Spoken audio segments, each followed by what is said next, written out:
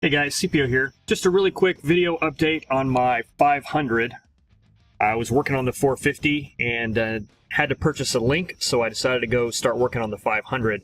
This is going to be a fly barless conversion from fly bar. This is the Taro 500.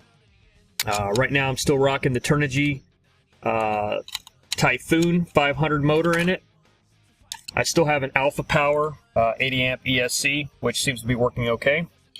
And then I just put in the cyclic servos, which are high-tech 5245 MGs.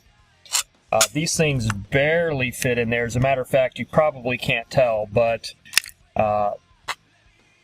they were probably a couple of millimeters too long. So the front is just spread just a little bit when I tighten them down. As a matter of fact, you might be able to see a little bit of a gap here where the screws go into the frame. Everything's in there nice and solid, but I was a little bit nervous at first because they're a little bit deeper than the servos I had in there before. But they're in there solid. I think everything will be fine. And then, of course, the elevator servo went in just fine. So that's those.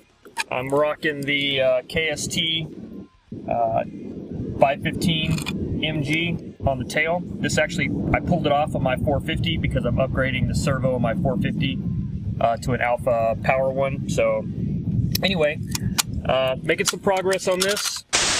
All right, so here is the final servo assembly, the high-techs inside the 500 frame, and you can see I have plenty of space between them. When I first started this, they were really tight. In fact, they were touching, and we're actually pressing out on the frame a little bit. So they locked in really nice, but the feedback I was getting, and I'm very appreciative of, is the fact that that's going to give me havoc in the long run with vibration. So I'd originally looked for shims, and I didn't have the shims, and I ended up finding some carbon fiber that I was able to cut into some shims from a tail servo mount. So I had two shims, two proper shims, and then two homemade little shim deals, and I'll show you a picture here. But anyway, so one shim on each side, so you can see how that looks. But it just basically gets the servos in there nice and tight, but with some space between them, so they're not actually touching one another anymore.